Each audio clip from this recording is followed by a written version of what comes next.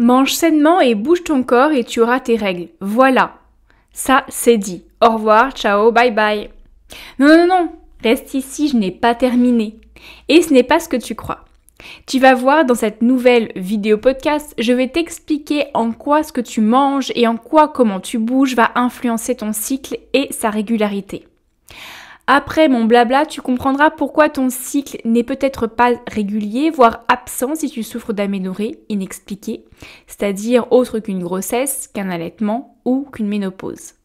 Allez, c'est parti!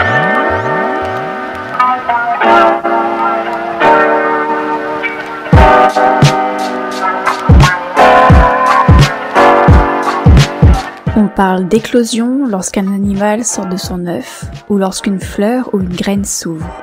Éclosion signifie également l'apparition, la manifestation de quelque chose qui naît, qui sort de sa coquille, de son enveloppe. Dans ce podcast, je tends le micro à toutes celles qui désirent partager leur propre éclosion, leur propre manifestation, leur naissance ou leur renaissance. Toutes ces femmes que l'on croise un jour dans sa vie, avec leur histoire, leur remise en question et leurs convictions. Santé féminine, santé mentale, troubles alimentaires ou encore mode de vie plus durable et respectueux.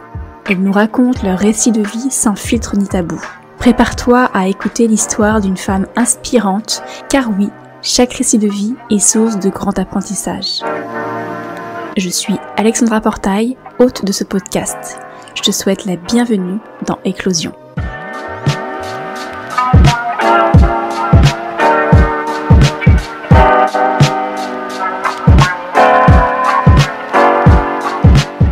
Comment bien manger et bien bouger pour un cycle régulier? Alors tout d'abord, l'importance d'un cycle menstruel régulier. Je ne vais pas trop m'étendre sur le sujet car j'ai déjà réalisé moult contenu sur ce sujet. Pour te faciliter la tâche, tu trouveras en description de cet épisode tous les liens pour aller les visionner juste après. Mais pour te résumer les choses, avoir un cycle régulier chez une femme, c'est un signe de bonne santé reproductive. Des cycles réguliers indiquent un équilibre hormonal adéquat et c'est presque tout ce que tu dois retenir. Si tes hormones vont bien, il y a de fortes probabilités pour que ta santé globale soit au rendez-vous. Aussi, c'est important pour ta fertilité. Il permet de déterminer les périodes d'ovulation essentielles pour la conception, mais aussi pour te prémunir d'une grossesse non désirée. Sans ça, et surtout si tu utilises une méthode de contraception naturelle basée sur l'observation de ton cycle, il te sera bien plus facile pour toi de le suivre correctement s'il est régulier. Enfin, un cycle régulier chez une femme, c'est savoir prédire les périodes de menstruation, ce qui peut être utile pour la planification de la vie quotidienne. On ne se cache pas. Enfin, de manière antagoniste, les variations trop importantes et répétées dans le cycle menstruel peuvent être des indicateurs de problématiques de santé sous-jacents tels que le syndrome des ovaires polykystiques SOPK ou l'endométriose ou encore des aménorrhées pathologiques qui peuvent avoir des répercussions indésirables sur le reste du corps par effet ricochet. Mais là aussi, tu peux retrouver plus de détails sur les conséquences d'une aménorrhée dans cette vidéo intitulée Aménorrhée, d'où ça vient, les conséquences sur la santé et comment y remédier. Je te mettrai le lien en description de l'épisode. Bref, voici un peu le tableau. Maintenant, revenons-en au sujet de cet épisode, à savoir comment manger ce qu'il faut et comment bouger correctement notre corps pour mettre toutes les chances de notre côté pour maintenir un cycle régulier. Et quand je dis régulier, je ne parle pas de durée de 25, 28 ou 32 jours. Non. Je parle de ta durée à toi, ton cycle à toi, qui reste relativement identique à quelques petits jours près. Voyons maintenant l'assiette. Bien manger, nourrir son corps avec ce qu'il faut.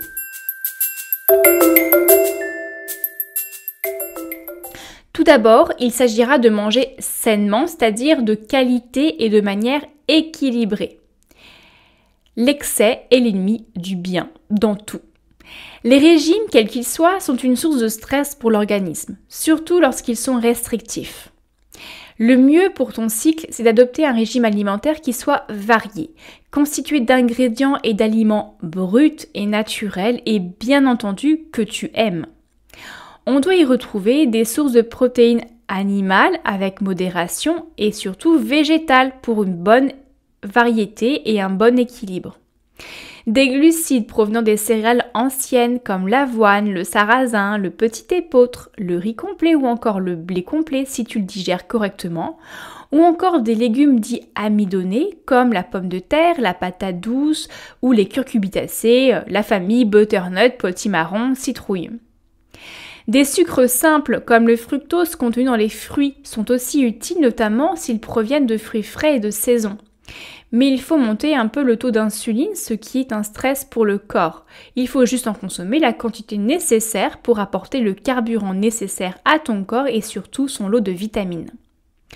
Et enfin, on n'oubliera pas de mentionner le gras, et notamment ce que l'on nomme le bon gras, contenu dans les huiles végétales de première pression à froid et les oléagineux, tout ce qui est noisettes, amandes, noix de cajou, noix de pécan, noix du Brésil, noix. Avec une vigilance accrue sur les oméga 3 qui sont anti-inflammatoires, indispensables pour limiter les douleurs, notamment les douleurs de règles. Ensuite, on évite les périodes de jeûne trop longs. Ah, ça t'en bouche un coin ça, n'est-ce pas ? Et oui, chez les femmes sujettes aux perturbations de cycle menstruel, sauter des repas et manger de manière trop stricte vont être des facteurs de stress pour le corps. Et si le corps est stressé, le corps met de côté le système reproducteur le temps de faire redescendre le niveau de cortisol. Ça d'ailleurs, j'ai fait tout un épisode de vidéo podcast sur ma chaîne YouTube concernant le lien entre le stress et le cycle menstruel. Donc ça veut dire que les jeûnes intermittents ne sont pas du tout conseillés dans ces cas précis. Le jeûne nocturne d'au moins 8 heures suffira largement à nettoyer ton système digestif à condition que tu aies une hygiène de vie convenable à côté. Aussi, tu pourras de temps en temps faire des monodiètes ou faire une journée de jus ou de jeûne hydrique, mais de temps en temps seulement, pas de manière continuelle, sinon ton corps sera stressé. Et dans la même veine, il faudra revoir ton régime alimentaire végétal si cela te concerne. Je ne dis pas ne pas avoir un régime végétarien ou végétalien. Au contraire, tu peux très bien avoir une alimentation majoritairement végétale et je ne dirais pas le contraire, cela me concerne d'ailleurs, mais à condition qu'il ne soit pas trop strict et surtout qu'il soit varié. Si ton cycle est régulier avec des ovulations et des phases de cycle stables, ton régime végétalien est probablement bien exécuté. Mais si l'ovulation se fait attendre, tu devrais passer à la loupe ta manière de t'alimenter. Les personnes végétariennes ou végétaliennes ont souvent des carences en graisses et en glucides essentiels pour le corps et pour le cycle. Comme je le dis précédemment, un régime alimentaire trop strict et trop restrictif peut être perçu comme une période de famine par l'organisme, qui peut décider de l'arrêt complet de la maturation des follicules jusqu'à ce que la situation s'améliore. Je ne suis en aucun cas contre un régime végétal, c'est pas moi l'écolo naturo qui dirait le contraire. Mais il faut savoir s'observer et comprendre ce dont nous avons besoin pour rester aussi en bonne santé et poursuivre nos engagements. Parfois, juste manger un peu plus d'œufs, arrêter le jeûne intermittent et manger plus d'oméga 3 et de lentilles peuvent suffire. Parfois, réintroduire un poisson gras dans la semaine sera nécessaire. Tout dépendra de ton corps. Mais tu as compris le principe maintenant. Juste surveille ton alimentation. Attention, sans devenir orthorexique. Ce n'est pas un contrôle de l'alimentation, c'est juste savoir pourquoi on pourrait avoir des déséquilibres. Passons à présent au sport, ou plutôt à l'activité physique. L'importance de bouger son corps. L'exercice physique régulier va jouer un rôle important dans la régulation hormonale et la santé menstruelle des femmes, notamment pour aider à maintenir un poids santé, ce qui est important pour l'équilibre hormonal et la régularité du cycle menstruel. J'ai pas dit un poids filiforme, attention, j'ai dit un poids santé. 2, pour réduire le stress qui peut avoir un impact sur les hormones et la régularité des menstruations. 3, pour améliorer la circulation sanguine, ce qui peut favoriser une meilleure santé reproductive. Et enfin 4, pour aider à réduire les symptômes du syndrome prémenstruel, SPM, chez certaines femmes, à condition que l'on choisisse le bon sport au bon moment de son cycle. Et pour cela, tu peux te référer à mon épisode de podcast intitulé « Comment créer sa routine sportive en fonction de son cycle menstruel et de ses phases? Je te mettrai le lien bien sûr de cet épisode en description. Il est cependant essentiel de trouver un équilibre dans l'exercice car un excès d'activité physique intense peut également perturber le cycle menstruel. Rappelle-toi, l'excès est l'ennemi du bien. Faire du sport mais pas trop. Ça aussi c'est un bouche un coin, n'est-ce pas? Certes, il est bon de faire de l'exercice pour se muscler et soutenir notre squelette dans nos activités quotidiennes. Mais si tu en fais de trop et que tu pratiques notamment des sports de force et d'endurance plusieurs fois par semaine, ton corps se mettra à sécréter plus de testostérone qu'une femme ne devrait avoir dans son corps. Les sportifs professionnels, tout comme les femmes qui suivent des conseils alimentaires et sportifs plutôt destinés aux hommes, pour qui c'est totalement naturel d'avoir plus de testostérone, constatent que leur ovulation est retardée et que la phase lutéale, phase post-ovulation, est raccourcie, ce qui met en péril la fertilité féminine. L'observation de ton cycle peut t'aider à adapter ton programme d'entraînement aux phases de ton cycle sans en demander trop à ton corps. Le juste nécessaire au bon moment. Tout est question d'équilibre. Voici quelques conseils sur la fréquence et la durée de l'exercice pour soutenir la régularité du cycle. Pour soutenir ta régularité de cycle menstruel à travers l'exercice, voici quelques petits conseils généraux sur la fréquence et la durée de l'activité physique. Concernant la fréquence, il est recommandé de viser à faire de l'exercice de manière régulière, idéalement plusieurs fois par semaine. Cela pourra aider à maintenir un bon équilibre hormonal stable. Mieux vaut plusieurs fois par semaine de petite durée qu'une grosse séance une fois par semaine. La durée. Pour soutenir la régularité de ton cycle menstruel, il est conseillé de pratiquer des séances d'exercice d'une durée modérée à intense, d'environ 30 minutes, voire 1 heure parfois. Il est important de varier sur tous les types d'exercices et les intensités. Et concernant les types d'exercices, combiner des exercices cardiovasculaires, de renforcement musculaire et de flexibilité pourra donc être bénéfique pour la santé globale et donc la régularité du cycle menstruel. Il s'agit ici de trouver un équilibre entre les différentes formes d'exercice, ce qui est vraiment essentiel pour l'équilibre global du corps. Et enfin, il est bien sûr recommandé d'écouter le corps et de s'adapter en fonction de ses propres besoins et limites et fatigues du moment. Voyons maintenant comment bien bouger en fonction des phases de ton cycle. En fonction des différentes phases du cycle menstruel, certains types d'exercices peuvent être plus adaptés que d'autres. Voici ici quelques exemples de sports qui peuvent être bénéfiques selon les différentes phases du cycle. Pendant la phase folliculaire, donc juste après les règles, les niveaux d'énergie sont généralement plus élevés. Donc des activités comme de la course à pied, de la danse, le yoga dynamique ou encore la natation peuvent être appréciés pour profiter de cette énergie accrue. Pendant la phase ovulatoire, lors de l'ovulation, les niveaux d'énergie sont au maximum. Les sports plus intenses comme le HIIT, entraînement fractionné de haute intensité, le cyclisme, le crossfit ou encore l'escalade peuvent être favorisés pendant cette période. Et enfin, pendant la phase lutéale, post-ovulation, juste avant les règles, il pourra être bénéfique de se tourner vers des activités plus douces et relaxantes pour aider à gérer les éventuels inconforts. D'ailleurs, si tu es à l'écoute de ton cycle, tu verras que pendant cette phase, tu es un peu plus fatigué, un peu plus renfermé sur toi-même, avec un peu moins d'énergie. Le yoga plus doux, la marche, la natation un peu plus douce, bref, baisser en intensité, le pilate pourront être plus apaisants pendant cette phase. Il est important de noter que chaque femme réagit différemment aux variations hormonales et que ces recommandations peuvent varier d'une personne à l'autre.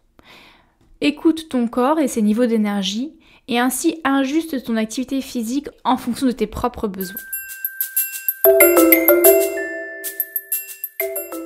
Mais juste avant de passer à la conclusion, je voulais revenir vraiment sur un point, cette notion de testostérone. Vraiment, la testostérone va rentrer en concurrence avec l'œstrogène et la progestérone. Je ne dis pas qu'il ne faut pas faire de musculation, bien au contraire, la musculation a vraiment de forts bénéfices pour le corps, son squelette et tous les mouvements du quotidien, les articulations également. Mais soulever lourd, soulever intensément de manière fréquente, sans avoir de variation d'intensité sportive ou d'activité physique, peut vraiment être un facteur expliquant un cycle menstruel qui ne se déroule pas très bien. Passons maintenant à la conclusion de cet épisode. Nous ne naissons pas toutes avec le même niveau de vitalité et certaines habitudes alimentaires et sportives peuvent avoir des répercussions très intenses sur notre corps. Régime alimentaire strict, principes d'hygiène de vie strict ou encore excès d'intensité sportive sont d'autant de facteurs de stress pour un corps et un cycle sensible. Et n'oublie pas, quand je parle d'intensité sportive, je regroupe également tout ce qui est mouvement corporel du quotidien. Une personne, notamment une femme, qui a un plan d'entraînement sportif et qui à côté fait également beaucoup d'activités de type vélo pour se déplacer, du jardinage, de la marche pour faire ses courses, du ménage, etc., aura forcément un niveau d'activité quotidien qui sera vraiment très élevé. Donc il faut vraiment prendre en considération pas uniquement la séance de sport, mais bien l'ensemble de la mise en mouvement du corps qui va venir puiser les réserves du corps et donc créer également une sorte de stress. Bouger, c'est fondamental, c'est beaucoup plus fondamental que de rester statique, mais attention de ne pas tirer trop sur les cordes. Maintenant que tu as toutes ces clés de compréhension, je te laisse à présent accorder ton instrument selon tes besoins personnels et ton cycle t'en remerciera. Merci d'avoir écouté ce nouvel épisode, j'espère vraiment qu'il t'aura donné les éléments de compréhension concernant l'alimentation, l'activité sportive et ton cycle menstruel. Enfin, n'oublie pas de partager cet épisode si tu penses qu'il peut aider une ou plusieurs autres femmes dans ton entourage. Un grand merci pour ton soutien et je te dis à bientôt. Nous sommes arrivés à la fin de ce nouvel épisode. Merci de l'avoir écouté jusqu'à la fin. J'espère qu'il t'aura plu, inspiré, voire chamboulé. Si ce podcast te plaît, parle-en à toutes les femmes qui t'entourent, mères, sœurs, amies, collègues, pour qu'elles puissent à leur tour se sentir envahies d'émotions vibrantes. Mais aussi à t'y abonner et à le soutenir avec une note 5 étoiles sur Apple Podcasts et Spotify. Retrouve également tous les autres récits d'éclosion sur la plateforme d'écoute de ton choix ou sur le site hygiènedevie.fr.